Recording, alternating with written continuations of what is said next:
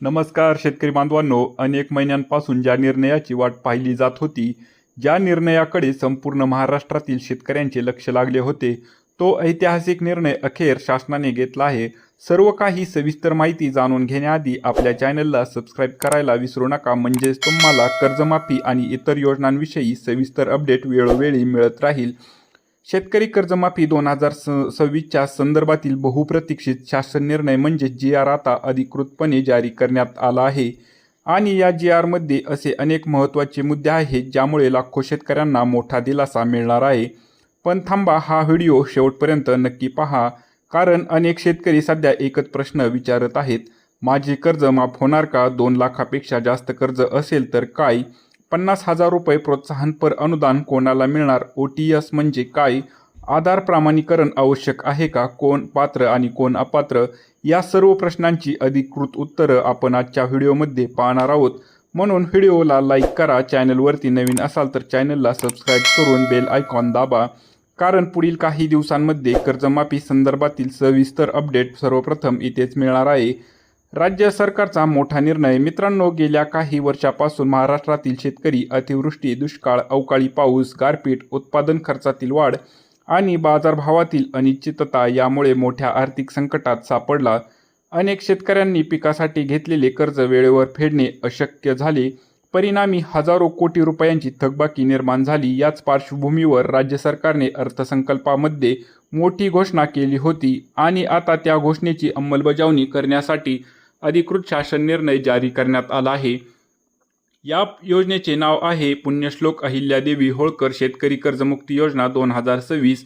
हे नाव लक्षात ठेवा, कारण पुढील काही दिवसात सर्व अर्ज, पात्रता आणि लाभ याच योजनेअंतर्गत दिले जाणार आहेत. सर्वात मोठी खुशखबर, आता सर्वात महत्त्वाचा प्रश्न, कर्जमाफी किती मिळणार? जी आरमध्ये स्पष्ट नमूद करण्यात आले आहे की पात्र शेतकऱ्यांना जास्तीत जास्त 2 लाख रुपयापर्यंत कर्जमाफी मिळणार आहे. होय मित्रांनो, 2 लाख रुपये. आणि ही रक्कम फक्त मूळ कर्जावर नाही तर फक्त काही प्रकरणांमध्ये व्याजासह विचारात घेतली जाणार आहे. यामुळे लाखो शेतकऱ्यांना सातबारा कोरा होण्याचा मार्ग आता मोकळा झाला आहे. कोणते कर्ज माफ होणार? हा भाग खूप लक्ष देऊन ऐका, कारण इथे सर्वात जास्त गैरसमज निर्माण होतात. जी आरनुसार 1 एप्रिल 2019 ते 31 मार्च 2025 या कालावधीत घेतलेले अल्पमुदत पीक कर्ज विचारात घेतले जाणार आहे.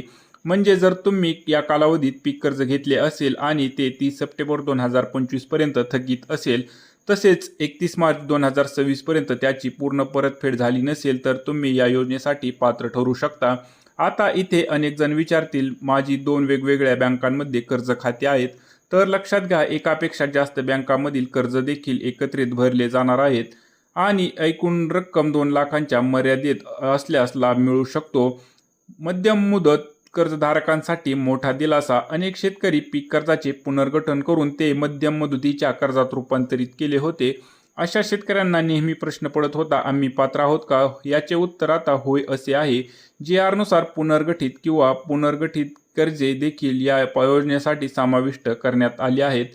यामुळे हजारो शेतकऱ्यांना अतिरिक्त लाभ मिळणार आहे. 50,000 रुपये प्रोत्साहनपर अनुदान. आता येतो सर्वात चर्चेचा मुद्दा, 50,000 रुपये. मित्रांनो, सरकारने केवळ थकीत कर्जदारांचा विचार केलेला नाही, तर नियमित कर्जफेड करणाऱ्या प्रामाणिक शेतकऱ्यांचाही मोठे बक्षीस दिले आहे. जर तुम्ही 2022-23, 2023-24 आणि 2024-25 या 3 आर्थिक वर्षांपैकी कोणत्याही 2 वर्षात पीक कर्ज वेळेत भरले असेल, तर तुम्हाला जास्तीत जास्त 50,000 रुपये प्रोत्साहनपर लाभ मिळू शकतो. हा निर्णय अत्यंत महत्त्वाचा मानला जात आहे, कारण नियमित कर्जफेड करणाऱ्या शेतकऱ्यांनाही प्रथम मोठ्या प्रमाणावर सन्मानित केले जाणार आहे. OTS योजना नेमकी काय आहे? आता ज्या शेतकऱ्यांचे कर्ज 2 लाखापेक्षा जास्त आहे त्यांनी हा भाग नक्की ऐका, कारण तुमच्यासाठी OTS म्हणजे वन टाइम सेटलमेंट योजना आणण्यात आली आहे. उदाहरणार्थ पाहू, समजा तुमच्यावर 3 लाख रुपये कर्ज आहे, तर अतिरिक्त 1 लाख रुपये भरल्यानंतर उर्वरित 2 लाख रुपयांच्या मर्यादेत कर्जमाफीचा लाभ मिळू शकतो. यामुळे मोठ्या कर्जदारांनाही दिलासा मिळणार आहे. आधार प्रमाणीकरण आवश्यक. आता अनेक जण विचारत आहेत की आधार लिंक आहे का? KYC करावी लागेल का? तर उत्तर हो असे आहे. जी आरमध्ये स्पष्ट नमूद करण्यात आले आहे की आधार प्रमाणीकरण आणि फार्मर ID नोंदणी आवश्यक राहणार आहे. शेतकरी बांधवांनो, कर्जमाफी योजनेसाठी एक अत्यंत महत्त्वाची अपडेट समोर आली आहे. शासनाने स्पष्ट केले आहे की फार्मर आयडी आणि आधार प्रमाणीकरण पूर्ण केलेल्या शेतकऱ्यांनाच कर्जमाफी योजनेचा लाभ दिला जाणार आहे. म्हणजेच ज्या शेतकऱ्यांनी अद्याप फार्मर आयडी तयार केलेला नाही किंवा नोंदणी पूर्ण केली नाही, अशा शेतकऱ्यांना कर्जमाफीच्या लाभापासून वंचित राहू शकते. शासनाच्या निर्णयानुसार पात्र शेतकऱ्यांची माहिती डिजिटल पद्धतीने पडताळणीसाठी फार्मर आयडी अनिवार्य करण्यात आला आहे. यामुळे लाभार्थी शेतकऱ्यांनी अचूक ओळख पटवणे, बनावट लाभार्थी रोखणे आणि कर्जमाफीची प्रक्रिया पारदर्शक करणे शक्य होणार आहे. त्यामुळे प्रत्येक शेतकऱ्याने तातडीने आपला फार्मर आयडी तयार करून घ्यावा. तसेच आधार कार्ड, मोबाईल नंबर, बँक खाते आणि जमिनीची माहिती अद्ययावत असल्याची खात्री करावी. जर तुम्ही अद्याप फार्मर आयडी तयार केला नसेल तर जवळच्या CSC सेंटर, महा ई सेवा केंद्र आणि संबंधित पोर्टलवर जाऊन नोंदणी प्रक्रिया पूर्ण करा. कारण कर्जमाफीचा लाभ मिळवण्यासाठी फार्मर आयडी हा आता सर्वात महत्त्वाचा दस्तऐवज ठरणार आहे. म्हणूनच शेतकरी मित्रांनो, कर्जमाफीची वाट पाहत बसू नका. सर्वप्रथम तुमचा फार्मर आयडी आणि आधार प्रमाणीकरण पूर्ण करा, अन्यथा कर्जमाफीचा लाभ हातातून जाऊ शकतो. म्हणून आता तुमचे आधार लिंक, KYC आणि फार्मर आयडी रजिस्ट्री तपासून घ्या. कोण अपात्र ठरणार? तर आता अत्यंत महत्त्वाचा भाग. काही लोक या योजनेसाठी पात्र असणार नाहीत.